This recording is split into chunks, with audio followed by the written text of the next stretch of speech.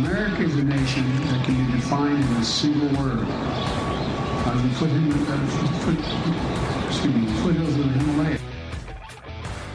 Never gets old. As a single word. Yeah, a brain fart. That should have been the word of the year. Not brain rot.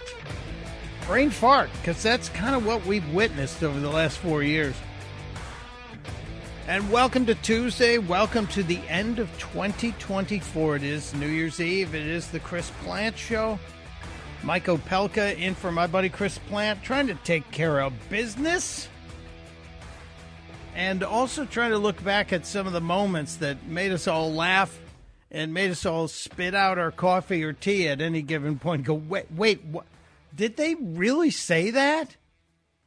We're looking at some of the things said by Biden, Harris, Walz, Trump, Vance, Pelosi, and of course, members of the mainstream media, because they were all part of the circus.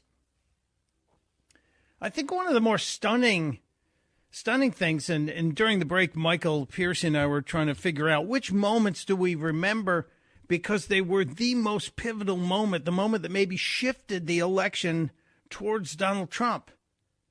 And I know the left was always looking at some of the things Donald Trump said and thinking, oh, this has got him now. This certainly is going to do it now. Or they're looking at some of the lawfare against Donald Trump and thinking, oh, this is what it's going to be. Like on The View, they used to fantasize daily about Donald Trump going to prison and being locked up. Almost daily. To make a point, to prove a point, put him in the clink. Oh, why not? Put him in the clink. I don't want this to sound like I'm doing wishful thinking. Yes. But which prison would be best? I'm okay if he goes to Alcatraz and they reopen it. What about Guantanamo Bay? It was pitiful, I think, is the correct assessment of how the harpies on The View were constantly salivating about Donald Trump getting locked up because they were afraid, and rightly so, that the American people would not select Joe Biden once they realized who Joe Biden was. The View got upset. The View got troubled. The View melted down. Well, Behar melted down. The ironically named Joy Behar melted down over the possibility of Robert Kennedy running. Because remember, before Kennedy had his awakening, which again, maybe that's another one of the pivot points that you want to talk about during this election year, Robert Kennedy running on his independent ticket because the Democrats would not allow a primary, would not allow anybody to challenge Joe Biden. But Kennedy had the money. He had the chance, and at one point he was polling in the mid-teens and a serious threat, and especially to Joe Biden, according to Joy Behar. First of all, he's a threat, I think, more to Biden, just because of his name. Yeah. That people out there, they're not really looking into things. I think they think, oh, Kennedy, Democrat, I'll vote for him. Yeah. It's so insulting. If you're a Democrat, you must be so insulted that the left, especially the left in the mainstream media, thinks that you are that stupid, that you don't look into. People aren't really looking into things. They see Kennedy, they think Democrat. Yeah, because when's the last time we really had a Kennedy elected to a national position? It's been a long time since Ted Kennedy was around. So that makes sense, Joy Behar. But she was freaking out about RFK Jr. running. Meanwhile, he's a conspiracy theorist. He's anti-science. His whole family is voting for Biden. Yeah. And this type of dangerous rhetoric that Biden is a bigger threat to democracy than the man who wanted to throw over the government. Well, you simply forgot about the fact that the Democrats wouldn't allow anyone to run against Joe Biden. The Democrats wouldn't accept the fact that RFK Jr. had a chance, had a possibility, wanted to run against Joseph Robinette Biden Jr., and they wouldn't let him do it. He woke up, which is great. He woke up, and I think he's one of the reasons. And the Make America Healthy Again movement is one of the reasons Donald Trump has broadened the tent so bigly, if I can use one of his own words. So many things I want to talk about today. I want to talk about your thoughts as well. And we are getting into some of the news topics of the day. We talked earlier about the Chinese hack of the U.S. Treasury, and I'm sticking by my statement that I think Mr. Trump should disinvite the Chinese delegation. We do not believe they should be here in this country, especially treated as dignitaries at this inauguration. I know Mr. Trump's trying to say that he can do this as a professional negotiator. No, China's got to pay a penalty for that. They hacked our treasury, for God's sakes. But we'll talk about any and all topics at 888-630-9625. I did talk earlier about the January 9th National Day of Mourning and that Joe Biden had signed an executive order shutting down the government that day. And I was surprised by that. And I made a comment about the shutting down of the government thing.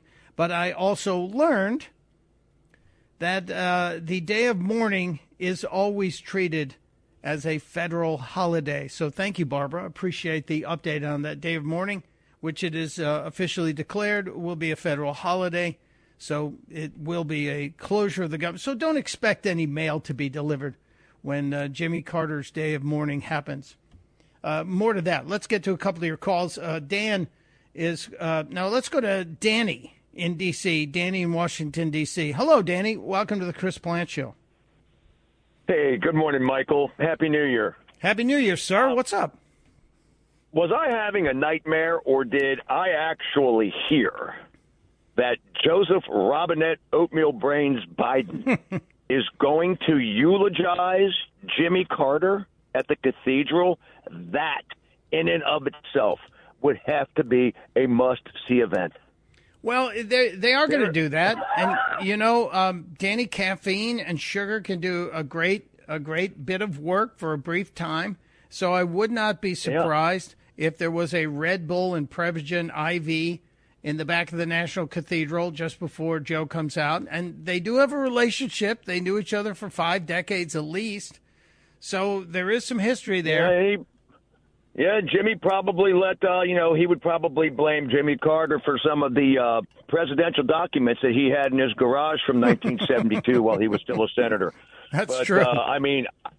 That's something that if I were lucky enough to get to the cathedral and see that, Carter might wake up from the dead and say, "Will you stop stammering?" Yeah, that's going to be interesting to watch. Who else would you have picked, though? I mean, literally, the current president of the United States, which Biden still will be, even though he may not realize it, has that, I guess, responsibility. Why not Walter Mondale? Didn't he serve with Carter? Yeah, is he still with us? I don't know. I'm not sure. You know, you got a zombie getting ready to eulogize a dead man. Yeah. I'm told by the brilliant Michael Piercy that Mondale died in 2021. I thought so. Yeah, so he is the titular head of the Democrat Party. He's the president of the United States. He probably has the longest relationship with the Carter family of any of the Democrats. And so, it makes sense, but it's going to be a minefield for him. So it will be something to watch. I'm sure I'll watch it too. I don't want our country to be embarrassed because the world will be watching.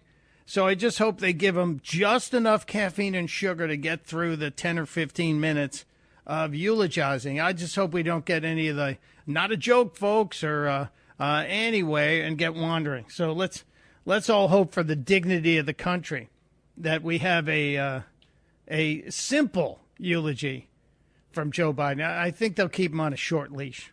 That's what I'm saying. But and no leash comments, people. It's just a simple statement from me. Thank you, Danny. Let's go from Danny to Dan in Reston, Virginia. Hello, Dan. Welcome to the Chris Plant Show. Hey, Mike. How are you? Thanks for taking my call. Of course. I really love when you guest host. I love listening to you. So I'm concerned that the Republicans are going to screw this up. I mean, I'm fast forwarding to 2 years from now, and I think the media and the Democrats will be saying, you had the White House, you had the Senate, you had the House of Representatives, and you didn't get anything done. Republicans never seem to learn. The Democrats, though I don't like them, they always stay in lockstep and they stay together. The Republicans break ranks and they shoot themselves in the foot. And I'm concerned about that. With regard to Mike Johnson, I think he's a really nice guy, and I've wanted him to be successful. But he demonstrated a clear lack of good judgment when he forwarded that monstrosity of a 1,500-page bill. So I wanted the guy, but he's just shown bad judgment. This is one of those really difficult situations because Friday is going to be the day that the choice of speaker happens, that vote happens. And can we survive another fiasco like we had before with weeks going by without a speaker? I know that Representative Thomas Massie, who I happen to respect a great deal, I think he's one of the more interesting and clever minds that is currently serving in the government. And he is one who has been a resounding no for Mike Johnson, even after Donald Trump has said he's given him his wholehearted endorsement. And I haven't done the final math on it, but I think we can't afford to lose one vote more than Massie. And the Democrats have said they're not going to help us this time. There'll be no assistance from Hakeem Jeffries. Well, this shows the stupidity within the GOP is that now's not the time to break ranks, right? Stick together, get this done, get the new team, get Trump and his team in place, and then have your disagreement. Now's not the time. I agree. Now's not the time to show any weakness. The Democrats would never do this. No, they wouldn't. And they're all afraid that Pelosi will, rise from the crypt and come after him. And yes, that's a vampire joke, not a dead joke.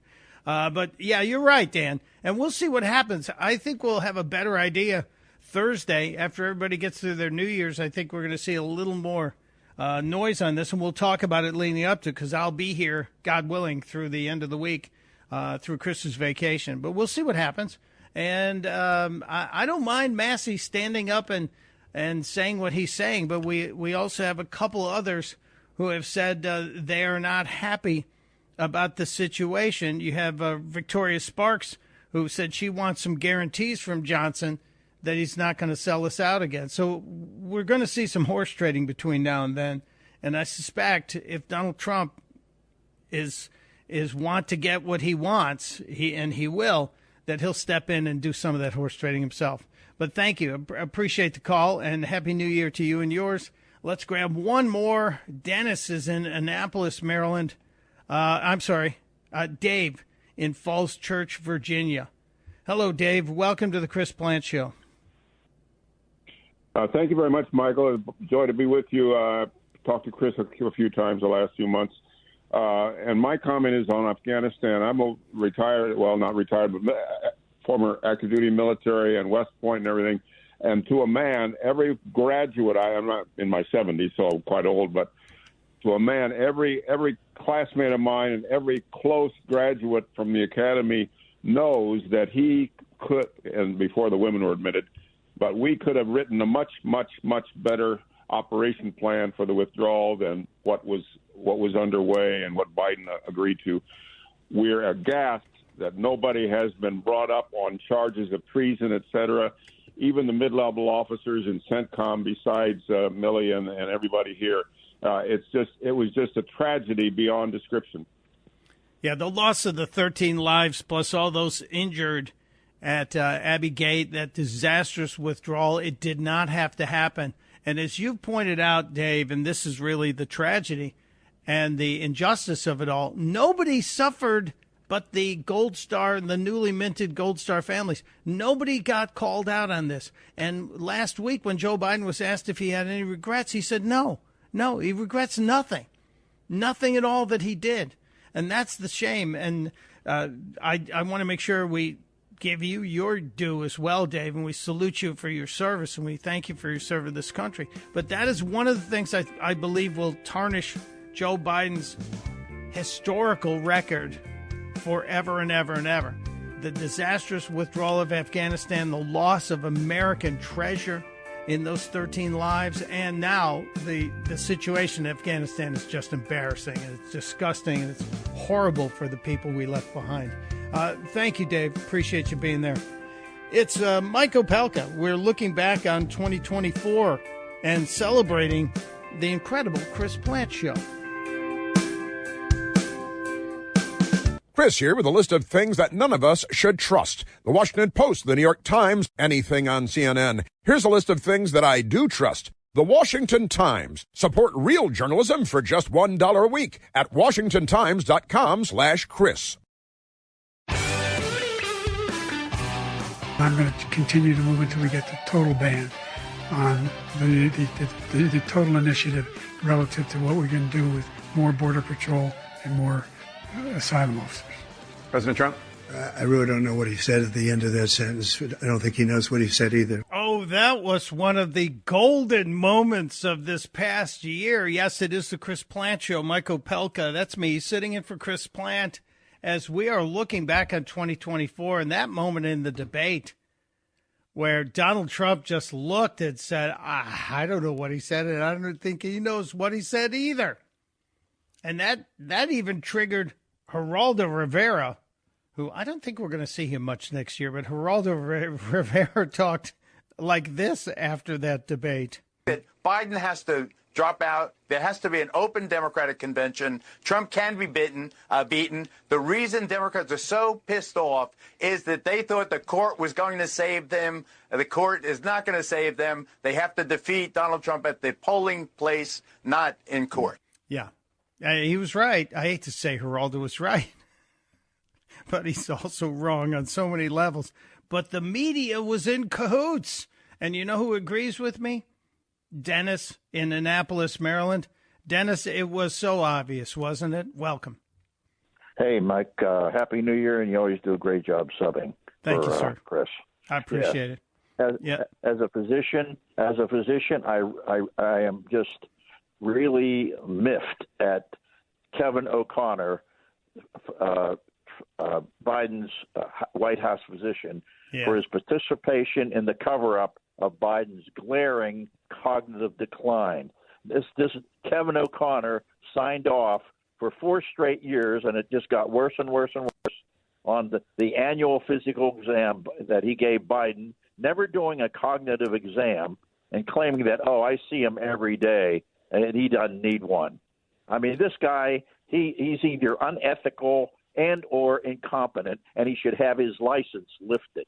I mean, this is just ridiculous. Both can be true at the same time, Dr. Dennis, and I agree with you. You're right. There was a malpractice happening in the medical wing of the White House. Very frustrating. It's Mike Opelka in for Chris Plante on the Chris Plante Show.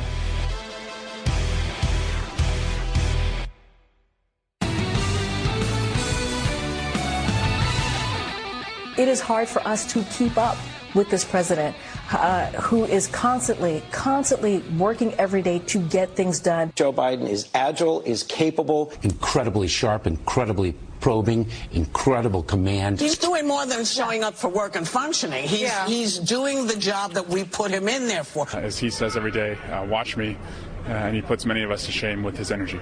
You know what his age and wisdom has been able to do? It's been able to move transformative pieces of legislation.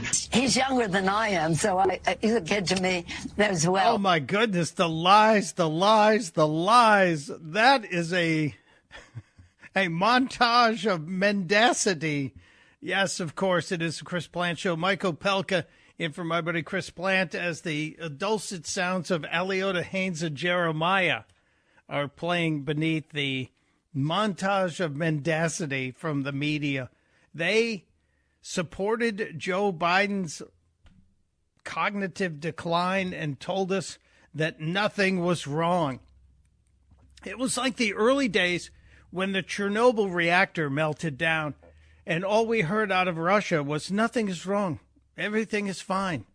Pay no attention to the glowing you're seeing from your satellites. Everything is fine. The same thing with Joe Biden. We were told he's just fine. Everything's good. Don't worry. And Karine Jean-Pierre, the one who really deserves well, she'll probably get a promotion to one of the cable networks and a big, big, big contract. But she was one of the worst. When I addressed the press from the White House podium, the only thing that stands between me and getting our message out to the American public is whether the people sitting in those chairs and the folks watching at home feel like they can trust me, feel like the information that I am providing is worthy for them, and that they can trust, obviously, that information. Yeah, trust is just a name on a bank to you people. Very, very troubling. Right before the break, we played a clip from Joe Biden at the debate that a lot of people have pointed to and said that was the pivot point. That was the key moment when everything turned in this election. It may be that forced a lot of dominoes to begin falling. And then there are those who say it was the assassination attempt in Butler, Pennsylvania, just a few short days later. That Donald Trump, but for turning his head, may not be with us. He got winged in the ear there. He got a little ding on the ear. But a lot of people still point back to the debate where Joe Biden was incoherent in many moments, mumbling and giving bizarre answers. What I've been able to do with the with the COVID, with dealing with everything we have to do with. Look, if we finally beat Medicare. Now, there was a moment in there where Joe Biden is searching for a word or a phrase, and you can hear his brain kind of idling as he's searching for the word. It's kind of a squeaky sound. I'm not trying to nitpick here. I'm just trying to point out that this is, according to a friend of mine who is in the medical world, an indication of cognitive decline when you're searching for the word. Look, if we finally beat Medicare. And then he latched on to we finally beat Medicare, which made absolutely no sense. And the reality was that this really was a wake-up call to many who had supported Biden, especially those over at CNN. That was painful. I love Joe Biden. I work for Joe Biden. He didn't do well at all. And I think there's a lot of people who are going to want to see him consider taking a different course now. That was right after the debate on CNN. That was Van Jones stepping up and making that statement. And what did the White House do? They immediately deployed Kamala Harris, got her out to CNN, and tried to put her in front of the media. Some within your own party are wondering if President Biden should even step aside. What do you say to that? Yes, there was a slow start, but it was a strong finish. And what became very clear through the course of the night is that Joe Biden is fighting on behalf of the American people, on substance, on policy, on performance. Joe Biden is extraordinarily strong. People can debate on style points, but ultimately this election and who is the president of the United States has to be about substance. Yeah, it also has to be about capability and the ability to do the job. And we the people made the decision. And it seemed like the entire mainstream media was either carrying water or trying to tell the truth. This was a game-changing debate in the sense that right now, as we speak, there is a deep, a wide, and a very aggressive panic in the Democratic Party. There are going to be discussions about whether he should continue. There is no two ways about it. That was not a good debate for Joe Biden. That was painful. I love Joe Biden. I work for Joe Biden. He didn't do well at all. And I think there's a lot of people who are going to want to see him consider taking a different course now. I don't think we should sugarcoat this. This was not the debate performance that the Biden campaign team wanted or needed from this debate. I understand not feeling well. And, you know, obviously, Joe Biden comes in with certain deficits. He has a stutter. That said, I, too, was on the phone throughout much of the debate with Obama world people, with Democrats. My phone really never stopped buzzing throughout. And the universal reaction was somewhere approaching panic. This was a very bad night for Joe Biden. You are starting to see here, at least privately, discussions among Democrats about whether or not Biden can effectively go on with this campaign. And they started then to admit what most of us knew all along, that this has been a compromised, cognitively declining president. Yeah, it really was kind of tragic that these folks could not be honest with us for the last 4 years. It wasn't just the last 4 months of the campaign. It was the last 4 years. Do you have a favorite moment? Is there something we're missing? I have some more bizarre moments I want to share with you from 2024 as we look back on this year. And it certainly was monumental. There's more than just politics. There's some other bizarre moments that happened this year, and we'll get to as many of them as we can. I want to hear from you as well. 888-630-9625. Nick is calling from Virginia. Hello, Nick. Welcome to the Chris Plant Show. Hey, Mike. Happy New Year for sure. Same to you, sir. Thank you. You know, one of Joe Biden's biggest foot-in-the-mouth moments came during the debate when Marjorie Taylor Greene stood up, interrupted his speech, and said, "Say her name."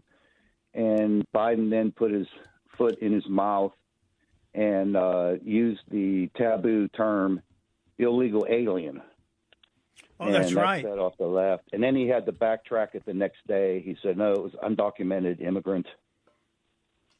So I think that was a big telling moment. It sparked the whole debate about illegals doing nasty crimes, murder. Yeah, after Lincoln Riley was killed by a guy here illegally. I think we even have that moment. Lincoln Riley, an innocent young woman who was killed by an illegal.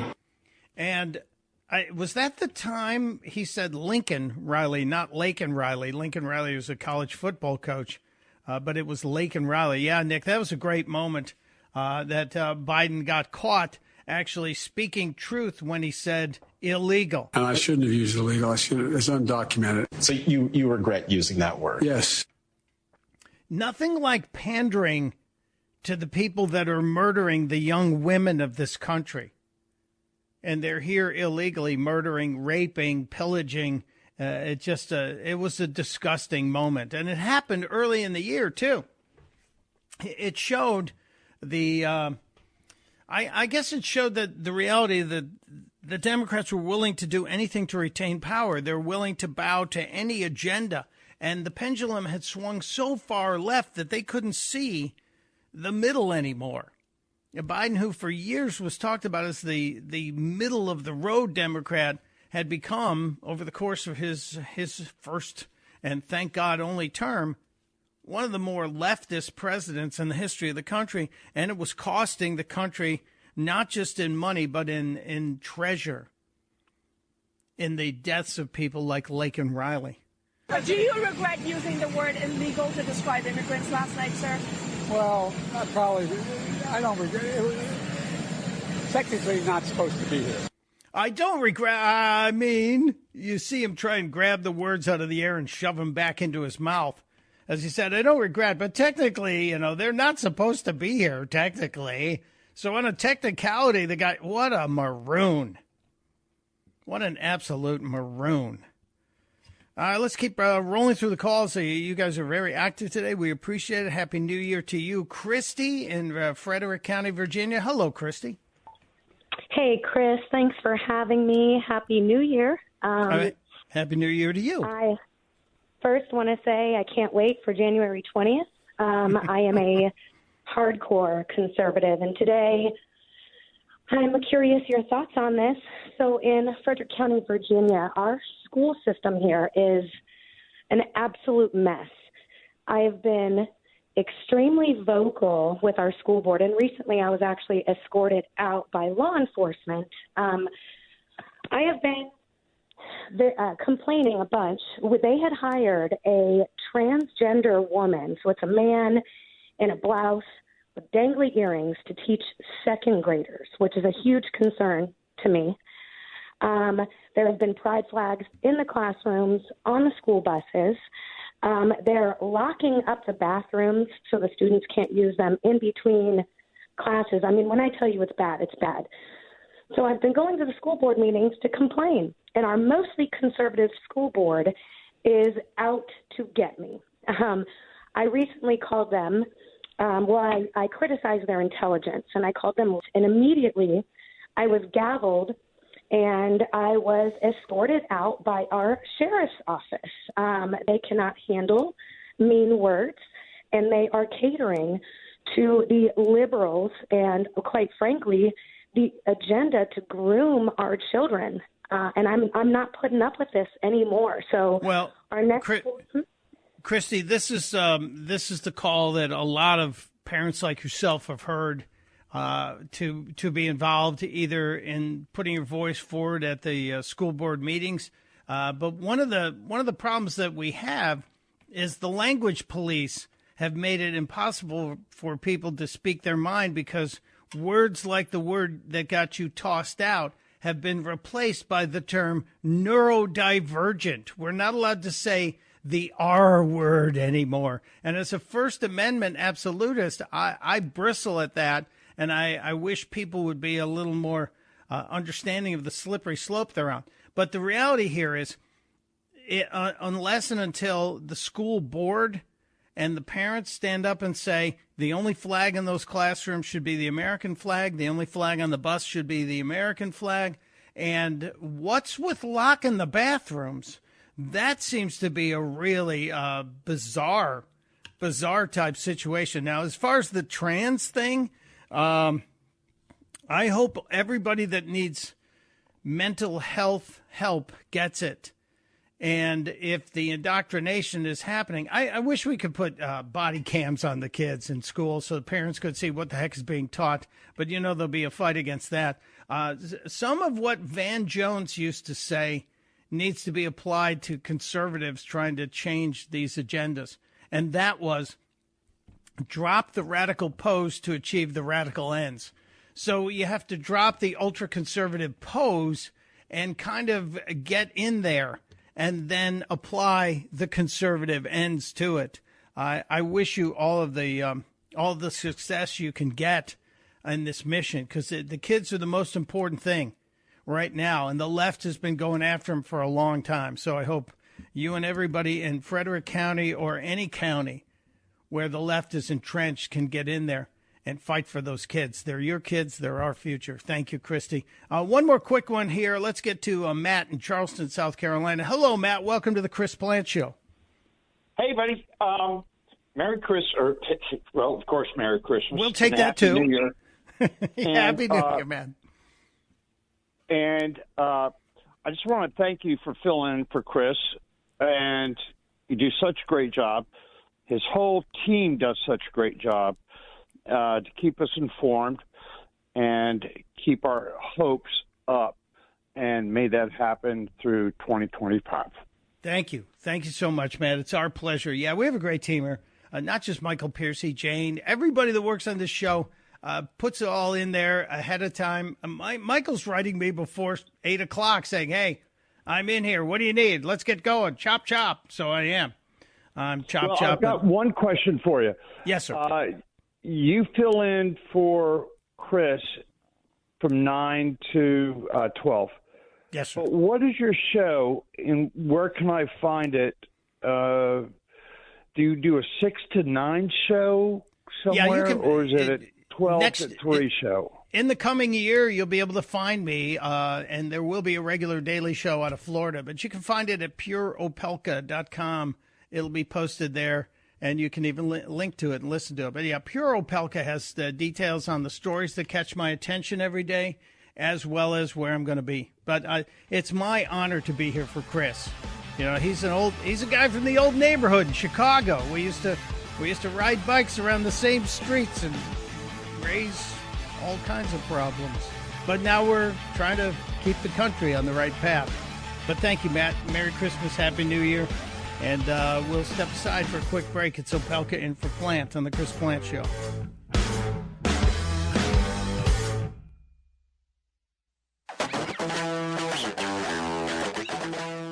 If Chuck Schumer and Hakeem Jeffries and Nancy Pelosi come down and say, we're worried that if you stay in the race, we're going to lose the House and the Senate, how will you respond? We're not going to do that. You sure? Oh, yeah, sure. Sure, they're not going to do that. By the way, they all want to come over and talk to you today at the end of the day. And Doris from HR will be there, too. That's how those things happen. It is the Chris Plant Show. It's Mike Opelka in for Chris Plant, wrapping up 2024 and looking back on some of those moments throughout the year that were very consequential. Like that moment where Biden showed just how clueless he was to the situation he was facing. He was unaware of where he stood. He's polling right up there with fungal infections. That's pretty much the way it was. Even that was obviously Senator John Kennedy, but even James Carville saw it. I don't think people really appreciate how bad Biden's poll numbers are. When you look at them, it's like walking in on your grandmother naked. You can't unsee them, no matter how hard you try. Yeah, James Carville, a guy I believe is from another planet, but I think he was accurate in that point. He was very clear in that point. And he told the story. He told the tale. 2024 was also a year of some interesting villains who were among us.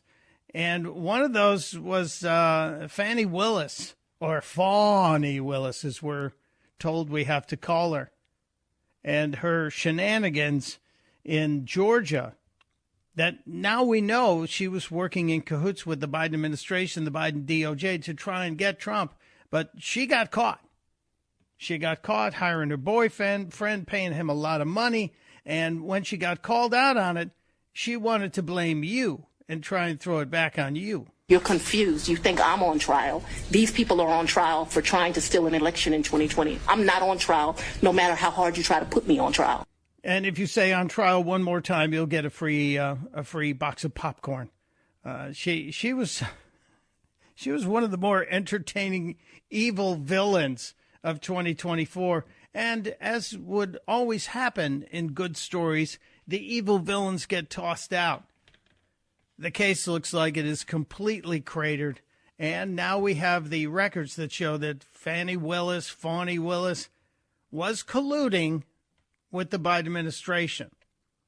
And somebody should have to pay for that. So maybe she's paying by not having a gig anymore. We will see. All right, final hour of the show coming up. We'll look back at more of 2024. You can join us, 888-630-9625. Opelka in for Plant on the Chris Plant Show.